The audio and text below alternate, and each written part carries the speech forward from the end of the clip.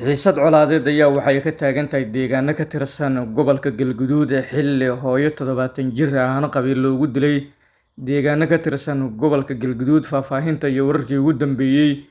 iyo xiisadda colaadeed ee maanta ka taagan halkaasi ayaan sidoo kale aynu idinla wadaagi doonaa. Ciidamada dowladda federaalka Soomaaliyana waxay howlgallo kala duwan oo lagula dagaallamayo kooxda Al-Shabaab ay ka wadaan deegaano ka tirsan gobolka Shabeellada Dhexe xilli markaasi ciidamada dadka deegaanka iyo duleedka Mahaday ay ku dileen sargaal sare oo ka tirsan kooxda Al-Shabaab. iyana faahfaahinno kale oo arrintaasi la xiriirta ayaan sidoo kale aynu idinku soo gudbin doonaa muuqaalkan. Waxaa sidoo kale aad daawan doontaan dowladda federaalka Soomaaliya waxa ay markaasi ay ka jawaab celin doontaa eedeymaha la xiriira in garoonka diyaaradaha magaalada Boosaaso laga raro sida markaasi la sheegay calooshood u shaqeystayaal laga keenay dalka dibaddiisa kuwaas oo u sii gudba waddanka Suudaan xilli markaasi dowladda jawaab cad looga fadhiyo. Haddaba dowladdu sidii ay tahay ugu jawaabi doontaa, maxayse kaga jawaabi doontaa cadeymaha markaasi lasoo bandhigay oo la xiriira in calooshood u shaqeystayaashani laga diro garoonka diyaaradaha magaalada Boosaaso ee gobolka Bari. iyana arrintaasi faahfaahin kale oo la xiriirta ayaa sidoo kale muuqaalkan aynu idinku soo gudbin doonaa. Soo dhawaada marka hore saaxiibayaal. Haddii aynu ku bilowno wararka ka imaanaya deegaanka lagu magacaabo Guudoole oo Galmudug ayaa sheegaya in hooyo Madiino oo qiyaastii 70 jir ahayd lagu dilay weerar ay geysteen dabley hubeysan xilli markaasi ay ku sugnayd gurigeeda halka wiilkeedana uu markaasi ku dhaawacmay rasaasi la ridayay. Dadka deegaanku waxay sheegeen in ragga weerarka markaasi lagu fuliyay ee goobta ay ka baxsadeen isla markaana uu la xiriiro aana qabiil oo muddooyinkii dambe deegaankaasi ka taagnayd. Meydka hooyo Madiino iyo dhaawaca wiilkeeda ayaana la geeyay magaalada Baxdo halkaasi oo lagu daweynayo dhaawaca wiilkeeda iyadoo xiisad ka dhalatay maanta ee halkaasi ay ka taagan tahay. Habeennimadii xalay ayayna ahayd markii dhacdadan ay ka dhacday deegaankaasi, waxaana sidoo kale durbaba soo baxayo eedeymo kala duwan oo loo jeedinayo maamulka Galmudug oo la xiriira in uusan markaasi wax ka qabanin xaaladda ka jirta deegaankaasi. Labada qabaa'il ee deegaankaasi wada dogayaana muddooyinkii ugu dambeeyay xiisadoodu ay soo jiitamaysay iyadoona sidoo kale xal rasmi ah markaasi loo heli laayahay. Qabaa'iladan ayaana maalmihii ugu dambeeyay hanjabaado kala duwan hawada isu marinayay taasi oo la xiriirta arrinta ka taagan deegaano ka tirsan gobolka Galgaduud, waxaana sidoo kale durbaba markaasi muuqanayso in dhinacyadu ay arrintoodu ay markaasi u bedeleen in ay si toos ah markaasi u wada dagaalamaan. Dhacdadan ayaana sidoo kale waxa ay markaasi la xiriirtaa xilli markaasi dhowaan hooyo iyo 3 gabdhood oo ay dhashay lagu dilay deegaan ka tirsan gobolka Galgaduud, taasoo ay markaasi qabaa'ilku ay dalbanayeen in cadaalad loo helo. haddii markaasi aanan cadaalad loo helinna waxyaabihii ay ka dhashay mas'uuliyadoodu ay markaasi qaadi doonto dowladda federaalka ee Soomaaliya. Durbaba arrintaas ayaana sidoo kale muuqanayso, waxaana arrintani laga dheehan karaa amaba sidoo kale laga dareemi karaa in ay markaasi ay la xiriirto arrintii halkaasi horey ugu jirtay. Waxaa sidoo kaleeto dowladda federaalka Soomaaliya loogu baaqayay muddooyinkii ugu dambeeyay in arrintani markaasi xal degdeg ah ay u keento si markaasi loo soo afjaro mushkiladaha iyo sidoo kale dhibaatooyinka qabaa'ilka ee ka jira deegaano ka tirsan gobolka Galgaduud ee bartamaha Soomaaliya. Maamul goboleedka Galmudug dhowr jeer oo kala duwan baaqyo ayay ka soo saareen arrintan iyagoona sidoo kale markaasi doonayay in xal rasmi ah oo kama dambeys ah laga gaaro xiisadan soo laalaabatay oo ka taagan deegaano ka tirsan gobolka Galgaduud. Maxkamadda racfaanka ee gobolka Galgaduud ayaa iyana waxay markaasi dhowaan ay qorsheynaysaa inay qaado kiiska markaasi 3 eedeysane kuwaasoo lagu eedeeyay in ay markaasi horey ugu dambeeyeen dilka markaasi hooyo iyo 3 gabdhood oo ay dhashay, iyadoona sidoo kaleeto arrintaasi markaasi xukun hore u dhacay ee ehelada qaarkood ay dood ay ka keeneen, iyagoona sidoo kale sheegay in dowladda Soomaaliya aysan markaasi sidii loogu talagalay u xukumin uguna cadaalad falin arrintan, iyagoona ku tilmaamay in taasi markaasi ay ahayd mid aanan wanaagsanayn. Laakiin maxkamadda racfaanka ee gobolka Galgaduud ayaa mar kale waxay markaasi u fariisanaysaa kiiskan, waxaana sidoo kale durbaba markaasi la dareemayaa in xaaladdu ay noqon doonto sidii loogu talagalay maahan si ka duwan. Maxkamadda racfaanka gobolka Galgaduud ayaana waxay ku dhawaaqday in maalinimada Arbacada ah 5 November 2025 ay dhageysan doonto dacwadda racfaanka ee lagu soo oogay 3 eedeysane oo loo haysto dilkii naxdinta lahaa ee hooyo Soomaaliyeed iyo 3 carruur ah oo ay dhashay. Warqad rasmi ah oo ay soo saartay maxkamadda racfaanka kuna taariikhaysan 29 Oktoobar 2025 ayaana sidoo kale lagu amray taliyaha saldhigga degmada Dhuusamareeb inuu diyaariyo eedeysanayaashan si ay markaasi uga qayb galaan dhageysiga maxkamadda. Dacwaddan oo leh sumadda markaasi lagu magacaabo MRRG ayaana sidoo kale waxaa markaasi la xiriirtaa eedeysanayaasha kale ah Cabdi Cusmaan Cabdullaahi oo 23 jir ah kuna dhashay Gudin-Labe degan Cabdikibir, Ayuub Maxamed Cabdi 25 jir ah kuna dhashay Cadaado degan Cabdikibir,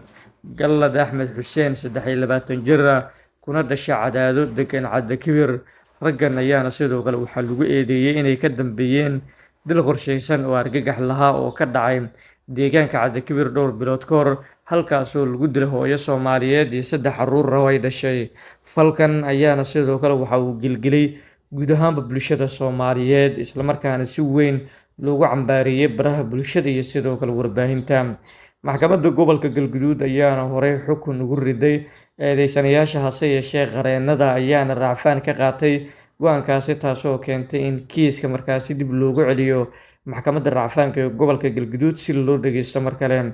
Maxkamadda racfaanka ayaa waxa ay sheegtay in kulanka dhageysiga dacwaddan uu ka dhici doono magaalada Dhuusamareeb saacadu markay tahay 10 subaxnimo, iyadoona la filayo in ay markaasi ka qayb galaan qareennada difaacaya xeer ilaalinta guud ahaanba Galmudug iyo mas'uuliyiin ka socda hay'adaha garsoorka. Waxaana la ogeyn sida markaasi mar kale xukunkani uu u noqon karo mid suuragal ah, iyadoo dadka qaarkood ay markaasi doodo kala duwan ay ka qabaan. Beeshii ka soo jeedaan 3 eedeysan ayaa iyagu waxay sheegeen in si cadaalad darro ah ay markaasi ay ku xiran yihiin wiilashooda, aynan marnaba aqbali karin, iyagoona sidoo kale tani ku tilmaamay in ay tahay mid aanan wanaagsanayn, loona baahan yahay maxkamadaha gobolka Galgaduud in ay markaasi u cadaalad falaan ehelada. Waxay sheegeen in 3 eedeysane oo dilka lagu eedeeyay hooyo iyo 3 carruur ay dhashay in ay u gacan geliyeen maamulka Galmudug, laakiin iyagana markaasi laga dilay sida ay sheegeen hooyo iyo sidoo kale wiilkeediina laga dhaawacay. Hooyadan oo 70 jir ahayd ayaana dilkeeda hadalhayn xooggan uu ka abuuray baraha bulshada. Dilalka foosha xun ayaana muddooyinkii ugu dambeeyay waxa ay ku soo badanayeen deegaano ka tirsan gobolka Galgaduud, iyadoona sidoo kale maamulka uu xal rasmi ah markaasi u leeyahay. Waxaa lagu eedeeyay in maamulka uu markaasi tallaabo rasmi ah oo kama dambeys ah uu qaadi laayahay. Tani ayaana sidoo kale waxaa lagu tilmaamay mas'uuliyad darro aad u weyn, iyadoona sidoo kale dowladda federaalkana ay gabtay arrinteedii, sidoo kalena maamulka Galmudug mas'uuliyaddii loo igmaday oo isagana markaasi uu gabay. Lama oga siday markaasi xaaladda noqon doonto iyo siday suuragal ay ku noqon karto, laakiin tani waxaa markaasi loo arkaa inay tahay mid muujinayso habacsanaan iyo sidoo kaleeto in aanan la rabin in laga dhabeeyo in xal rasmi ah oo kama dambeys ah laga gaaro dilalka la xiriira aanooyinka qabiilka ee kusoo laalaabtay deegaano ka tirsan gobolka Galgaduud ee bartamaha Soomaaliya. Waa goobaha ugu badan oo Galmudug ay inta badan ay ka dhacaan dilalka la xiriira aanooyinka qabiilka, waxaana inta badan dhaca dilal fool xun, iyadoo la dilo dadka loo yaqaano birmageydada sida carruurta, haweenka iyo sidoo kale dadka kale ee waayeelada ah. Tani ayaana sidoo kale waxaa lagu tilmaamay tallaabo aanan wanaagsanayn oo markaasi deegaankan kusoo laalaabatay, sidoo kalena xiisadeedu ay sii horinayso. Haddii aanan xal rasmi ah oo kama dambeys aanan loo helinna waxay noqon kartaa mid ay ka dhalato cawaaqib xumo siday markaasi dadka qaarkoodba ay kal hore ay u sheegeen. Lama oga tallaabada ay markaasi qaadi doonaan maamulka Galmudug, laakiin xiisad ka dhalatay dilka hooyada 70 jirka ah iyo wiilkeeda oo la dhaawacay ayaana sidoo kale waxay markaasi ka taagan tahay deegaano ka tirsan gobolka Galgaduud, iyadoona sidoo kale qabaa'ilku ay si toos ah u bilaabeen arrinta la xiriirta hub urursi, iyadoona sidoo kale tallaabadani lagu tilmaamay in ay tahay mid aanan wanaagsanayn, sidoo kalena markaasi sii horinayso xaaladda. Maamulka Galmudug tan iyo markii dilku dhacay ma jirto wax tallaabo oo ay qaadeen, waxaana ay sidoo kale ay ka fiirsanayaan qaabka ay markaasi arrintani u wajihi doonaan, iyadoona sidoo kale laga warsugayo sida ay dadka qaarkoodba ay kal hore ee markaasi ay tilmaameen. waayahay markana haddii aynu eegno gobolka Shabeellada Dhexe duleedka degmada Mahadai ee gobolka Shabeellada Dhexe waxaa ka soconaya howlgallo kala duwan oo lagula dagaalamayo kooxda Al-Shabaab xilli markaasi maalinimadii shalay ahayd sargaal sare oo ka tirsanaa kooxda Al-Shabaab lagu dilay duleedka halka lagu magacaabay ciidka Jimbilow oo ka tirsan gobolka Shabeellada Dhexe. Sargaalkan ayaana sidoo kale waxa uu ahaa sargaal markaasi si weyn looga yaqiino deegaanka, waxaana sidoo kale lagu magacaabay Muxiidiin Xasan. Kooxda Al-Shabaab waxa uu qaabilsanaa waxa loogu yeero sakawaadka, waxaana uu dadka markaasi in muddo ahba uu ku dhibaateynayay deegaanka lagu magacaabo ciidka Jimbilow. Ciidamada deegaanka markay dileen sargaalkan kadib waxa ay bilaabeen howlgallo kala duwan oo wadajir ah oo lagula dagaalamayo kooxda Al-Shabaab. Wararka halkaasi naga soo gaarayana waxay markaasi tilmaamayaan in ciidamo ka tirsan kuwa militariga Soomaaliya iyagana ay ku biireen howlgallada lagula dagaalamayo kooxda Al-Shabaab. Ciidamada dadka deegaanka ayaana sidoo kaleeto waxay dowladda federaalka Soomaaliya ay ugu mahadceliyeen doorkeeda ku aadan inay markaasi ay ka qayb qaadanayso dagaalka guud ee lagula jiro kooxda Al-Shabaab, iyagoona sidoo kale sheegay inay sii xoojin doonaan howlgalladan lagula dagaalamayo kooxda Al-Shabaab. Al-Shabaab ayaana sidoo kale horey waxaa looga saaray deegaano iyo degmooyin muhiim ah oo ka tirsan gobolka Shabeellada Dhexe, laakiin horraantii sanadkan ayay dib ula wareegeen deegaanadaasi, iyadoona sidoo kale kooxdu ay markaasi dib u sii xoojisay deegaanadeedii, waxaana ay bilowday in ay markaasi dhibaatayso sida la sheegay dadka shacabka. Dadka ku nool labada gobol ee Hiiraan iyo Shabeellada Dhexe oo ka wada tirsan maamul goboleedka Hirshabelle ayaa iyagu waxay bilaabeen in ay si hoose ula dagaalamaan kooxda, weeraro ku dhufo ka dhaqaaqa oo inta badan lagu dilo saraakiisha kooxda Al-Shabaab ayayna sidoo kale ciidamada dadka deegaanka ay fuliyaan. Weeraradan ayaana dhowr jeer oo kala duwan hore u dhacay toddobaadyo ka hor gobolka Hiiraan, gaar ahaan duleedka degmada Maxaas waxaa lagu dilay sargaal sare oo ka tirsanaa kooxda Al-Shabaab iyo 3 xubnood oo la joogay,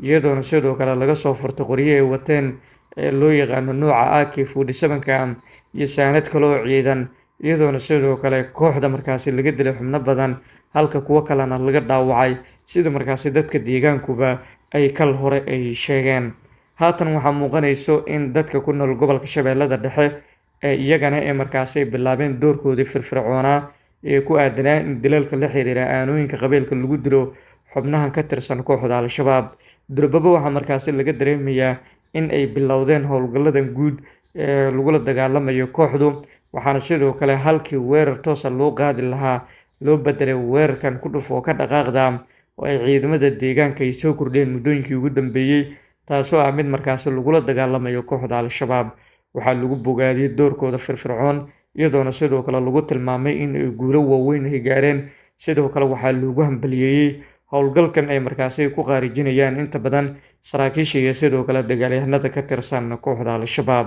Dowladda federaalka Soomaaliya waxaa laga sugayaa in ay jawaab cad oo kama dambeys ah markaasi ay ka keento arrintan, iyadoona sidoo kale la dhiirigelinayo ciidamada dadka deegaanka. Ciidamada dadka deegaankana waxay baaq u direen dowladda federaalku ay wax markaasi ay ka codsadeen in ay markaasi ay dhiirigelin ay u sameyso. Waxyaabaha kale ee ka soo kordhana howlgallada guud ee Shabeellada Dhexe iyo xiisadda colaadeed ee ka taagan gobolka Galgaduud halkan ayaan idinkula wadaagayaa.